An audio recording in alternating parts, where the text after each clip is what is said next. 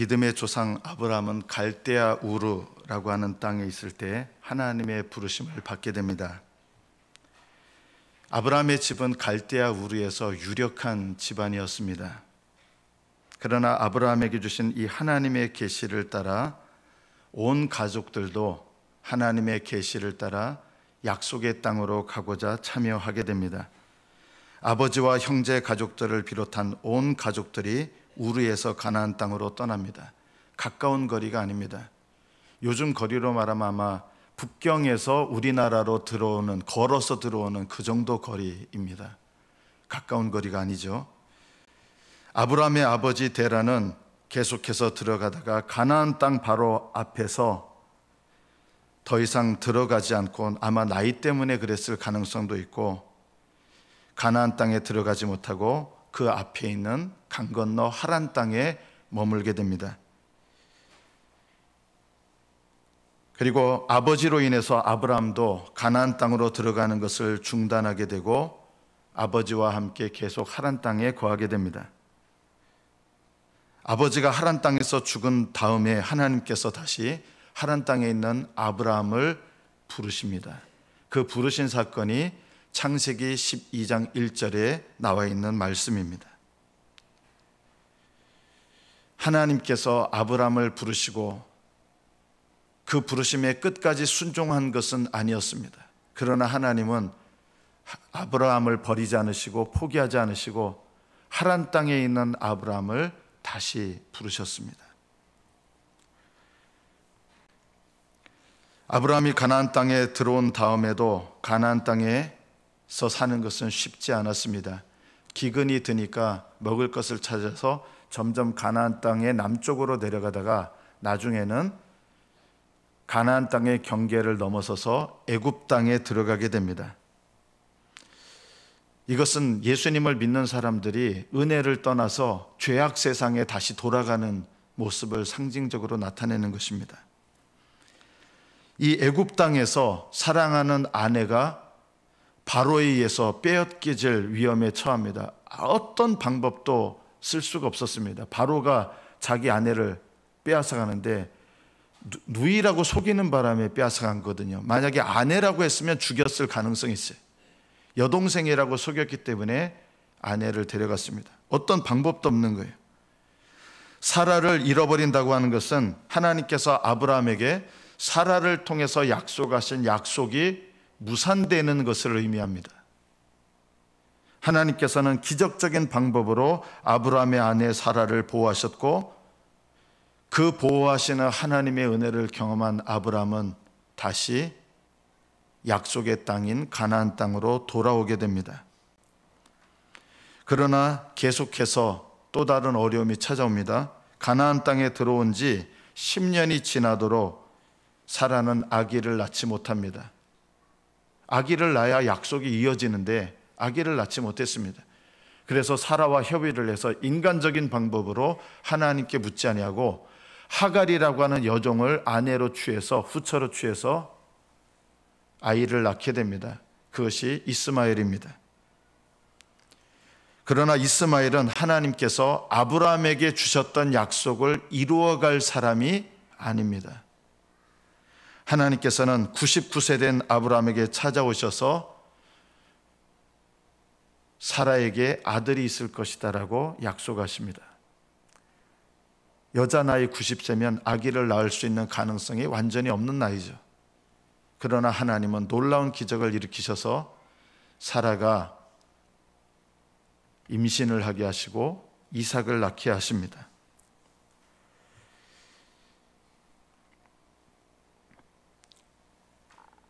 아브라함은 하나님의 약속을 믿는 믿음으로 가나안 땅에 들어왔습니다. 하나님의 약속을 믿는 믿음 때문에 구원받았습니다. 그러나 가만히 뜯어보면 하나님께서 아브라함의 믿음 때문에 구원하신 것은 아니었습니다. 하나님이 지켜주셨기 때문에 구원받은 거죠.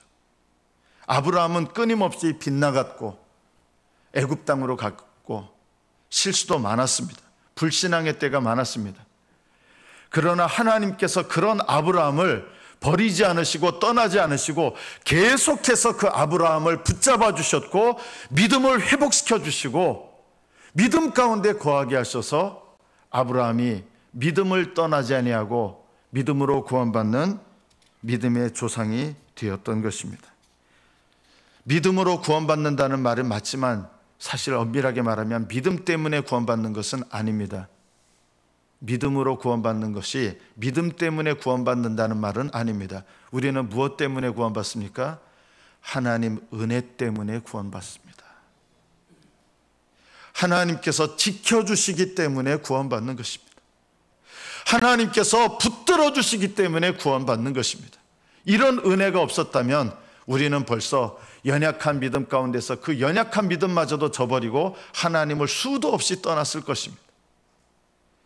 아브라함의 믿음을 지켜주시고 연약했지만 그 연약한 믿음을 보호해 주시고 끊임없이 하나님을 떠날 수 있었지만 하나님께서 아브라함을 붙잡아 주신 거예요. 아브라함은 자기를 지켜주시는 하나님의 은혜를 인생 가운데 경험하게 됩니다.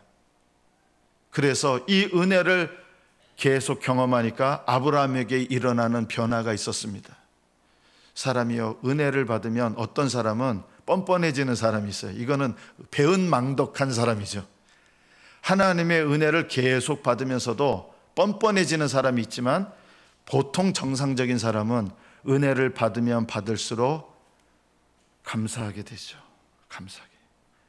그래서 아브라함이 노년의 나이에 이삭을 낳고 얼마나 하나님께서 자기에게 은혜를 많이 베풀어 주셨는지 그 은혜를 생각하니까 아브라함의 마음속에 그 믿음 가운데서 생겨난 믿음이 있습니다. 이것도 물론 하나님이 주시는 은혜지만 하나님의 은혜를 계속 받다 보니까 그 은혜를 받는 마음속에 하나님을 향한 믿음의 마음이 생겼습니다. 그게 어떤 마음이냐? 하나님을 경외하는 마음이 생겼습니다. 여러분, 하나님을 경외하는 마음이 뭘까요? 하나님을 무서워하는 겁니까? 아닙니다. 그럼 하나님 가볍게 여깁니까? 그것도 아니에요. 하나님을 경외한다라고 하는 것은 많은 사람들이 그냥 하나님을 무서워하는 걸로 오해를 합니다. 하나님을 경외하는 마음, 하나님을 경외하는 믿음이란 어떤 마음과 어떤 믿음일까요? 기억하십시오. 하나님께 순종하는 마음인데요. 어떤 마음이냐? 즉시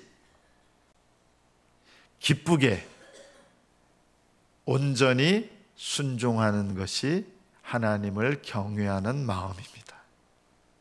즉시 기쁘게 온전히, 다른 말로 표현한다면 즉시 자발적으로 끝까지 하나님께 순종하려고 하는 마음. 그래서 경외하는 마음이 깊어지면 깊어질수록 즉시 순종하고 자발적으로 기쁘게 순종하고 그리고 일시적으로 불순종했다 순종했다 반복하는 게 아니라 끝까지 순종하는 마음을 갖게 됩니다. 회개하는 일에도 마찬가지입니다. 하나님을 경외하는 마음을 가지면 즉시 회개하고 기쁨으로 자발적으로 회개하고 애통하면서 회개하고 그리고 끝까지 회개합니다. 회개의 열매가 나타납니다. 즉시 기쁘게 온전히 또는 끝까지 하나님께 순종하는 것, 이것이 하나님을 경외하는 마음이에요. 은혜를 받으니까 125살 때쯤 아브라함에게 하나님께서 어느 누구도 감당할 수 없는 시험거리를 주십니다. 네 사랑하는 독자 이삭을 번제로 드리라. 내가 지시하는 산에 가서 번제로 드리라. 그 산은 모리아산이었습니다. 아브라함이 살던 곳에서 꼬박 3일을 걸어가야 도착하는 거리입니다. 얼마든지 돌이킬 수 있는 시간이었어요. 그러나 성경에 보면 아브라함은 하나님의 이 명령을 받았을 때 아침에 일찍 일어났습니다. 즉시 순종하죠. 그리고 아브라함은 이루 말할 수 없는 고통이 있었지만 그러나 억지로 순종하는 것이 아니라 내 인생 가운데 이해될 수 없는 하나님의 명령이지만 하나님은 뜻이 계시다. 하나님께 이해가 되지 않는데도 자발적으로 기쁘게 순종합니다. 그리고 어떻게 순종합니까? 3일 길을 걸어가는 가운데 단 한 번도 돌아서려고 하지 않습니다. 어떤 분들은 이런 말씀을 전하시더라고요. 얼마나 아브라함이 돌아서려고 하는 마음이 많이 들었겠습니까? 그거는요, 아브라함을 잘 모르는 거예요. 아브라함은 3일 내내 언제든지 돌이킬 수 있는 시간과 기회가 있었지만 하나님의 명령을 순종하는 일에서 돌이키려 하지 않았습니다. 이것이 하나님을 경외하는 것입니다. 그래서 지체 없이 모리아산에 이르렀을 때 이삭에게 자기를 죽일 나무를 짊어가게 하십니다. 아마 이삭이 이때 나이가 한 25살쯤 됐습니다. 아버지보다 더 힘셉니다. 그리고 거기에다가 제단에다가 나무를 버려놓고 이삭을 거기에 올라가라고 합니다. 성경에는 안 나와 있지만 이스라엘의 전승을 보면 왜 이삭을 번제로 드리려고 하는지 아브라함은 이야기를 하고 이삭은 그 아버지에게 이삭도 순종합니다. 하나님 명령이시라면 기쁘게 드리십시오 하고 이삭이 스스로 그 나무 위에 올라갑니다. 그래서 아버지가 한쪽에는 불과 태울 불과 한쪽에는 이삭을 잘라낼 칼을 들고 지체 없이 하나님께 순종합니다. 얼마나 지체 없이 했냐면 하나님께서 아브라함아 아브라함아 여호와의 사자를 보내서 너무 지체 없이 순종하랬기에 급하게 멈추게 하신 거예요. 제가 예전에 저 교회 선배가 아브라함이 좀 사악하다는 거예요. 딱 칼을 들면 하나님이 멈추실 줄 알고 그랬다는 거예요. 아니에요. 지나 보니까 그런 마음이 너무 안타깝더라고요. 그 자기 마음이 그런 거죠. 아브라함은 그렇지 않았어요. 하나님 명령에 지체 없이 순종하려고 한 거예요. 아브라함아 아브라함아 네 손을 대지 마라. 그에게 아무 일도 하지 마라. 네가 네 아들 네 독자까지도 내게 아끼지 아니했으니 내가 이제야 네가 하나님을 경외하는 줄을 아노라. 하나님을 경외하는 믿음을 하나님께서 받으신 거예요. 인정해 주신 거예요. 이게 얼마나 영광스러운 일입니까? 저는 성경에서 이 성경 구절을 읽을 때마다 자주자주 눈물이 납니다. 왜냐하면 이삭의 모습이 예수님 모습이거든요. 이삭을 향해서 불과 칼을 든 모습이 예수님을 사랑하는 아버지시지만 우리의 죄를 위하여 불과 칼을 드신 아버지의 모습이거든요. 하나님 아버지의 모습. 그 모습을 볼 때마다 눈물이 자주 흐릅니다. 하나님께서 이렇게 기쁘게 받으셨는데 아브라함이 이런 영광스러운 순종을 할 수 있었던 이유가 뭡니까? 이렇게 하나님을 경외할 수 있었던 이유가 뭡니까? 하나님께서 지금까지 베풀어 주셨던 그 은혜들, 하나님께서 나를 떠나지 않으시고 버리지 않으시고 나를 지켜주시고 보호하시고 붙들어 주시고 하나님께서 지금까지 자기를 향해서 베풀어 주신 그 은혜들을 생각하니까 거기서 어떤 믿음이 나오는 거예요?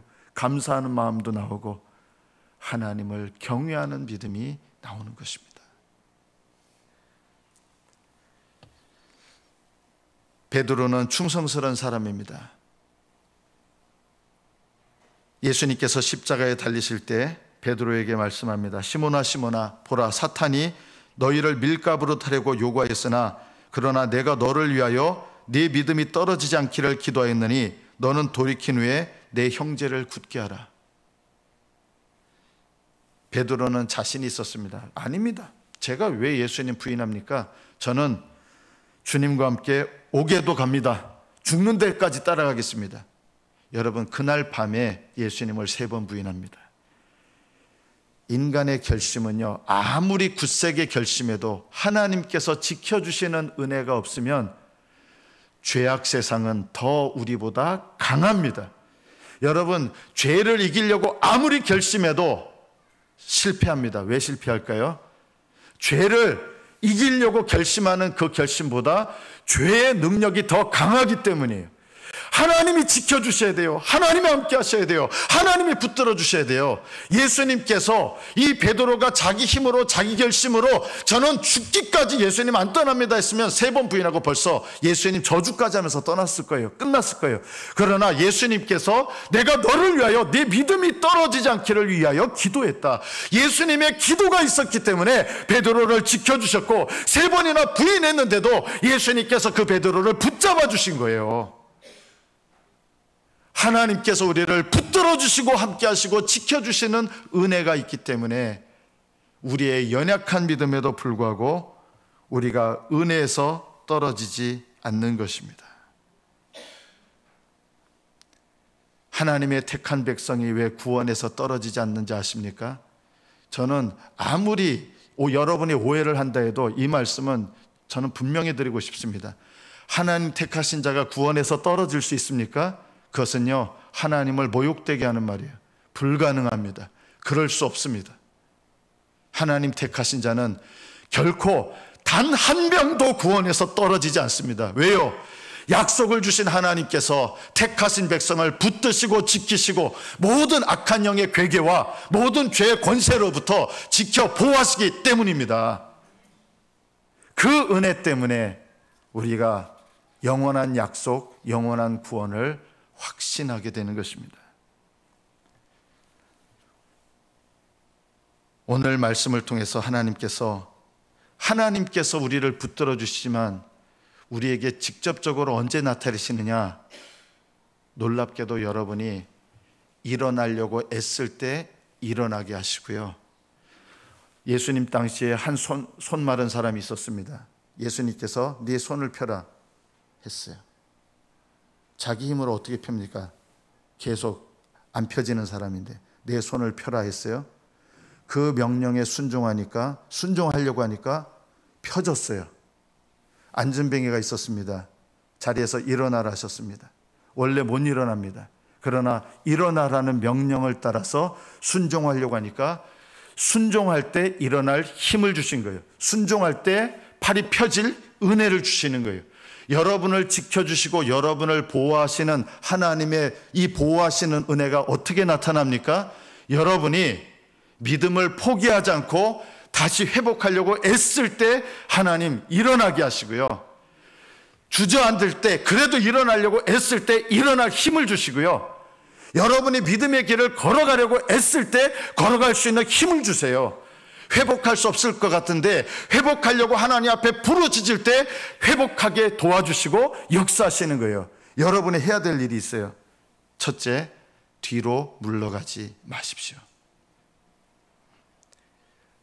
하나님의 백성의 특징은 약속의 땅을 사모하는 것입니다. 히브리서 11장에 보면 믿음으로 아브라함은 부르심을 받았을 때 순종하여 장래의 유업으로 받을 땅에 나갈새 갈 바를 알지 못하고 나갔으며 믿음으로 그가 이방의 땅에 있는 것 같이 약속의 땅에 거류하여 동일한 약속을 유업으로 함께 받은 이삭 및 야곱과 더불어 장막에 거하였으니 나그네 생활했다는 뜻입니다. 장막에 거하였으니 이는 그가 하나님의 계획하시고 지으실 터가 있는 성을 바랐음이라. 사모한 거예요.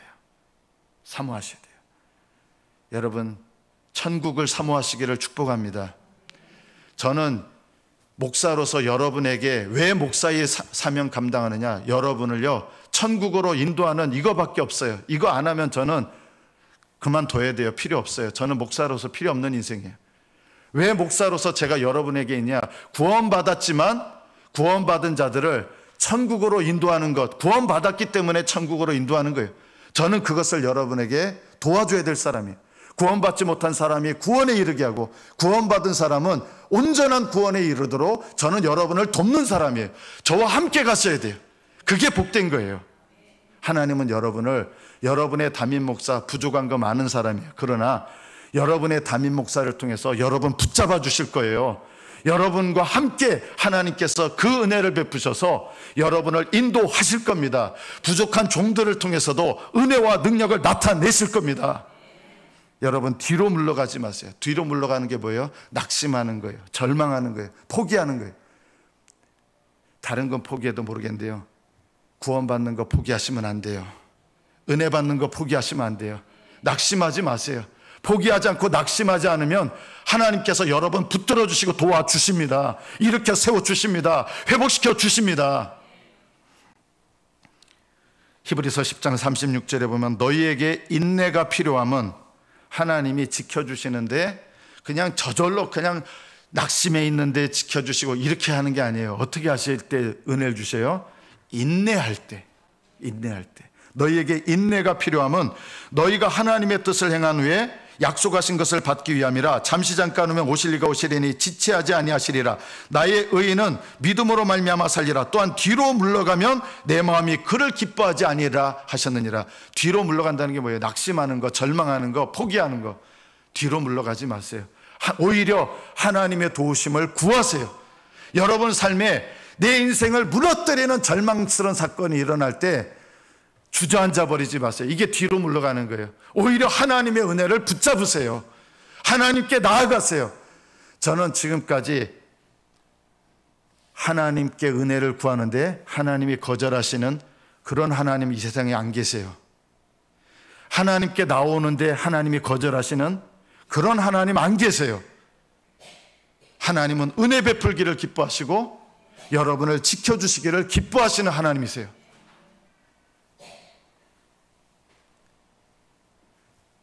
아무런 문제가 없는 것 같고 행복해 보이지만 오히려 영적인 문제가 있는 분들도 많아요. 반대로요, 내 인생에 꼬인 문제가 일어나고 감당할 수 없는 파도와 같은 일이 내게 일어나고 정말 절망스러운 일이 내 삶 속에 막 닥쳐서 정말 인생 살기 싫고 힘든 것 같은데요, 오히려요 영적인 관점에서 보면 그 일들을 통해서 뒤로 물러가지 않고 하나님을 의지하면 그 사람은 복된 인생 되는 거예요. 행복하고 문제가 없는 것 같은데 하나님을 의지하지 않아요. 너무 행복해서, 너무 문제가 없어서 하나님 의지하지 않고도 넉넉히 살아가요. 오히려 이 사람이 문제가 있는 사람이 되는 거예요. 하나님이 지켜주셔야 되고 붙들어 주셔야 되는데 문제가 없어요. 행복해요. 하나님 의지할 줄을 몰라요. 하나님께 나갈 줄을 몰라요. 영적으로 문제가 있는 거고 이게 오히려 무시무시한 질병이 드는 거예요. 오히려 내게 임한 어떤 일 때문에 너무너무 내 힘으로 해결이 안 돼요. 그래서 하나님을 의지하는 거예요. 오히려 이런 사람이 하나님께서 지켜주시는 은혜를 베푸시는 거예요. 아브라함이 애굽에 갔는데 자기 아내가, 사랑하는 아내가 바로에게 첩이될 위험에 처했어요. 방법이 없잖아요. 그 밤에 뭐 했을 것 같아요? 아마 절박하게 부르짖고 부르짖었을 거예요. 하나님은 그런 아브라함의 부르짖음에 응답하셔서 사라를 지키셨어요. 하나님은 택하신 자이기 때문에 오히려 하나님을 의지할 수밖에 없는 고난과 환난도 허락하십니다. 두려워하지 마세요. 그게 유익이에요. 내 삶에 고난이 없으면 하나님을 의지하지 않아요. 우리 본성은요, 편하고 행복하고 문제가 없으면 하나님 의지할 필요를 못 느껴요. 누가 믿음이 좋습니까? 보통 보면요, 하나님을 의지해야 될 고난과 환난이 많으신 분들이 오히려 하나님 의지하면서 믿음이 자라고요, 은혜를 경험하면서 하나님을 경외하는 마음이 자라요. 그래서 세상 환난 풍파 많이 겪는 것 같지만 누가 믿음이 자라느냐? 고난과 환난을 받는다고 뒤로 물러가는 사람은 믿음이 안 자라더라고요. 그래서 뒤로 물러가지 말아야 돼요. 고난과 환난을 겪을 때 포기하지 마시고, 낙심하지 마시고, 절망하지 마시고, 주저앉지 마시고, 누구 의지하셔야 돼요? 하나님 의지하셔야 돼요. 하나님 도와주실 거예요. 붙들어 주십니다. 그리고 그 환난과 고난이 내게 유익이라. 왜요? 그것을 통해서 내가 붙드시고 함께 하시는 하나님 은혜를 경험해요. 나와 함께 하시는 하나님을 경험해요. 내게 베푸시는 은혜를 경험해요. 그 은혜를 경험하면서 하나님을 경외하는 믿음이 자라고 기꺼이 순종하게 되는 거예요. 뒤로 물러가지 않기를 축복합니다. 두 번째 우리가 해야 될 일이 뭐예요? 다시 일어나라는 것입니다. 적어도 물러가지 말아야 돼요. 일어나야 됩니다. 하나님께서 택하신 자에게 고난과 환난을 허락하실 때 뭘 원하실까요? 하나님 의지하는 믿음 원하시는 거예요. 부르짖기 원하시는 거예요. 때로는 여러분 육신의 연약함, 질병도 겪을 거예요. 그래도 부르짖어야 돼요. 여러분 자녀 때문에 힘드실 거예요. 그래도 부르짖으셔야 돼요. 부부관계 때문에 힘드실 거예요. 그래도 그렇기 때문에 부르짖어야 돼요. 여러분이 가장 가까운 사람이 나를 힘들게 만들고 괴롭게 만들 수 있어요. 그래도 부르짖어야 돼요. 그래도 하나님 의지해야 돼요. 그럴 때 하나님께서 성령님을 통하여 여러분을 붙들어 주시는 거예요. 하나님께서 여러분을 일으켜 세우시는데 어떻게 일으켜 세우시느냐? 계속 주저앉아 있으려고 그러면 일으켜 세우지 않으세요. 어떻게 해요? 이 팔 마른 자, 손 마른 자에게 순종해서 펴려고 할 때 동시에 펴지는 거예요. 안진뱅이가 명령에 순종해서 일어나려고 할 때 동시에 일어나는 거예요. 하나님께서 여러분을 그 엎어진 자리에서 일어나게 하시는데 어떻게 일어나게 하시느냐? 하나님의 명령 따라 순종하여 일어나려고 할 때 일어날 힘을 주십니다. 이것이 영적인 법칙이에요. 가만히 있으시면 안 돼요. 소원하셔야 돼요. 부르짖어야 돼요. 요한일서 3장 9절에 보면 하나님께로부터 난 자마다 죄를 짓지 아니하나니, 여기 죄를 짓지 않는다는 말은 죄에 빠질 수 없다 이 말씀 아니에요. 오해하시면 안 돼요. 죄를 짓지 않는다는 말은 계속해서 그 죄를 계속해서 범할 수 없다는 뜻이에요. 이게 성경의 진리예요. 여러분의 신앙생활에 여러분의 믿음을 제일 사실은 위험하게 넘어뜨리는 죄가 뭐냐면요, 무시무시한 죄들 아니에요. 살인죄, 남 죽인 죄, 이거 반복해서 짓는 죄는 사람은 거의 없어요. 누구 사기 쳐먹는 사람 그렇게 거의 없어요. 그런데 우리 내 인생 가운데 제일 위험한 죄, 하나님과 멀어지게 하는 죄가 놀랍게도 뭐냐? 반복해서 짓는 죄가 내 인생을 하나님과 멀어지게 합니다. 이것이 사실은 심각한 거예요.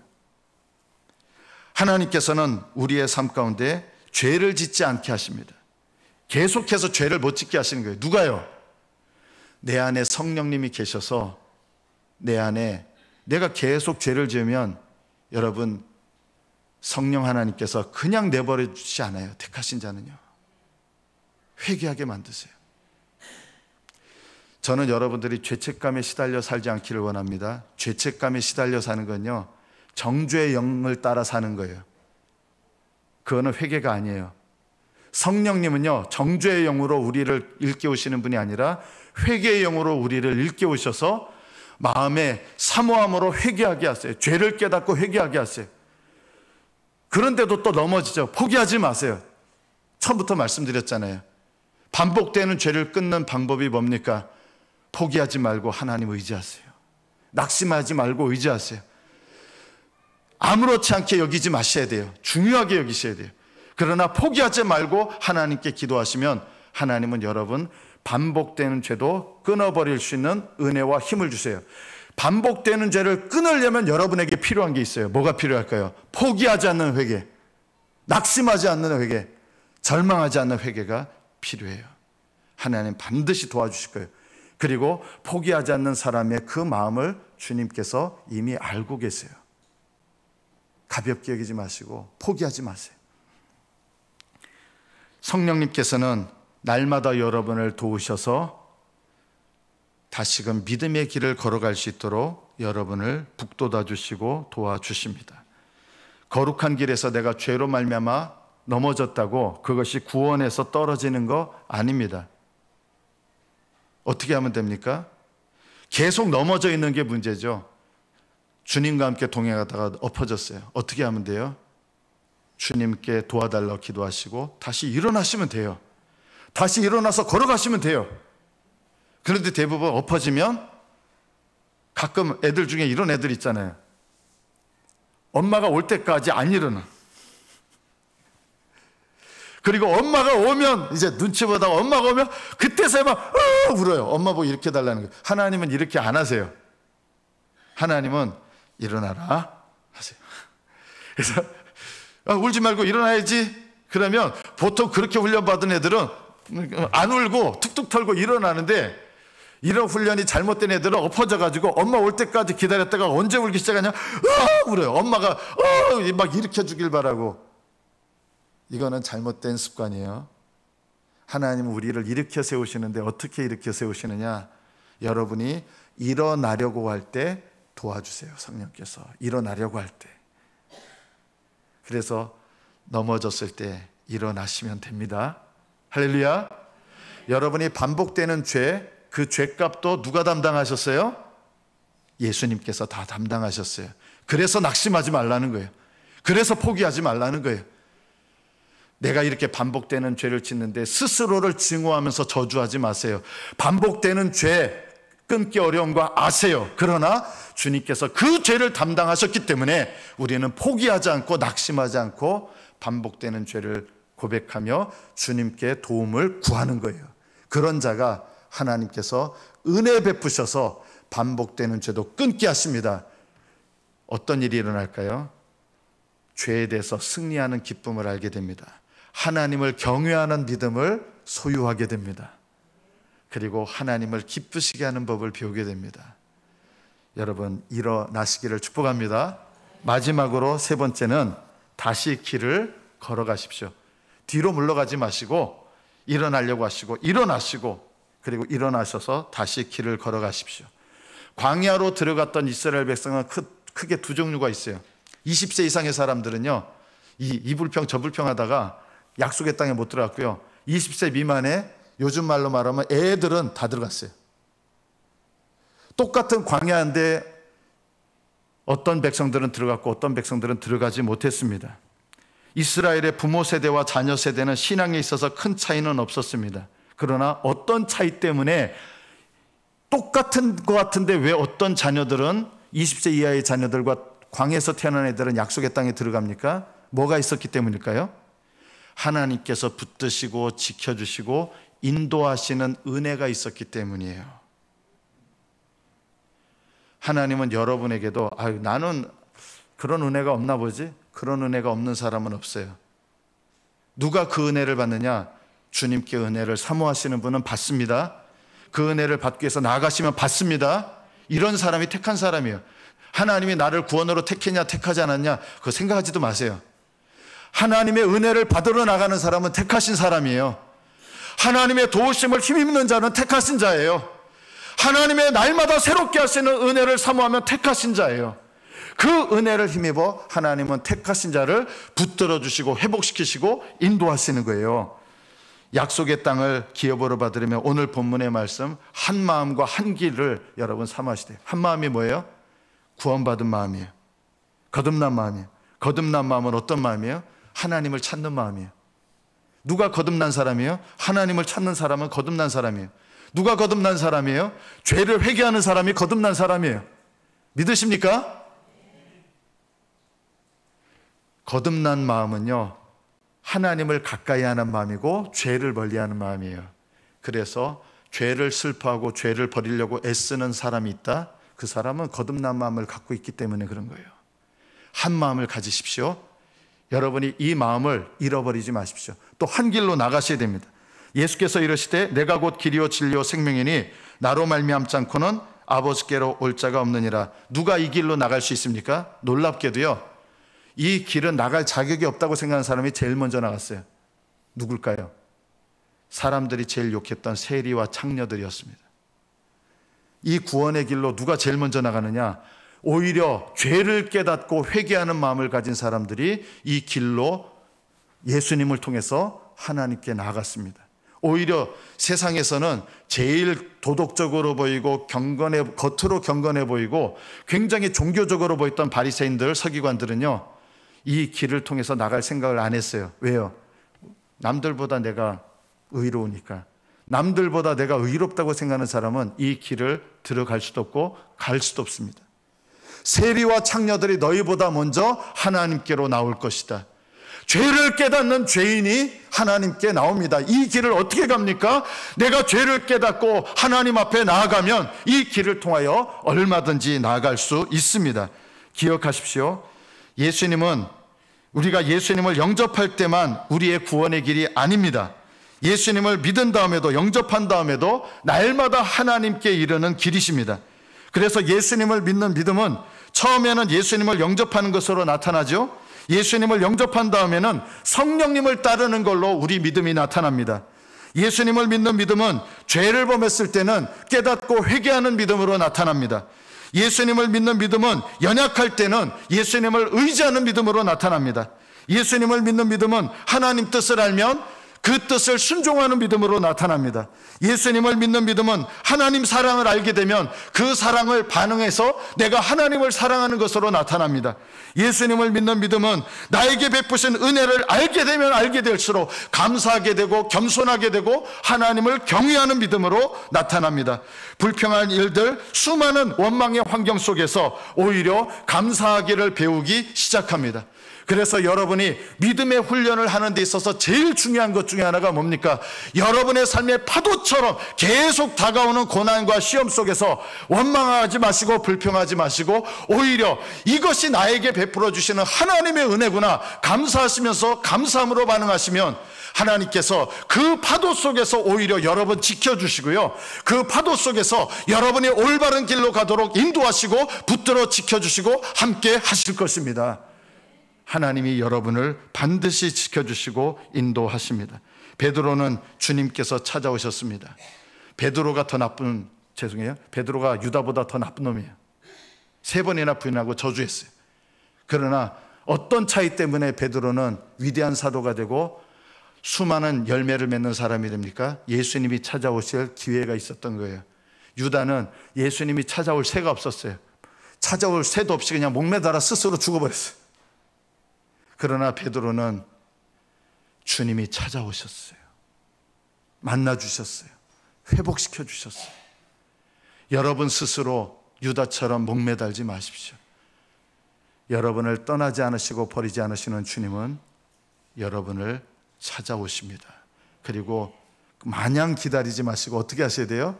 여러분이 주님을 찾으십시오. 사모하여 나가십시오. 주님을 붙잡으십시오. 주님께 지나간다는 소문 들으면 그 소문을 따라 나가십시오. 이런 적극적인 믿음이 은혜를 받게 되고, 가만히 앉아있는 사람은 은혜를 못 받는 거예요. 맹인인 사람은 눈이 멀어서 보이지 않는데 눈에 뵈는 게 없었어요. 예수님 지나간다 그러니까 어떤 맹인들은 뭐 지나가자고 내가 좋으면 오겠지. 예수님 오지 않았어요. 맹인들이요, 예수님 어디 계셔 어디 계셔 사람들한테 물어가면서 예수님 있는 데 가고 안 보이는데도 예수님 나를 여기 있어요 하면서 부르짖었어요. 부르짖은 거예요. 예수님이 알아들으시라고. 이런 사람이 눈을 뜨게 된 거예요. 하나님 앞에 은혜를 사모하시고 적극적으로 사모하시고 예배 자리 지키시고 기도의 자리 지키시고 은혜 받는 자리 지키시고 사모하여 나아가십시오. 은혜 자리 지키는 자가 은혜 받게 됩니다. 하나님께서 여러분을 붙드시고 흘러떠내려가지 않도록 붙드시고 다시 일으켜 세우시고 이 믿음의 길 걸어갈 수 있도록 도와주실 것입니다.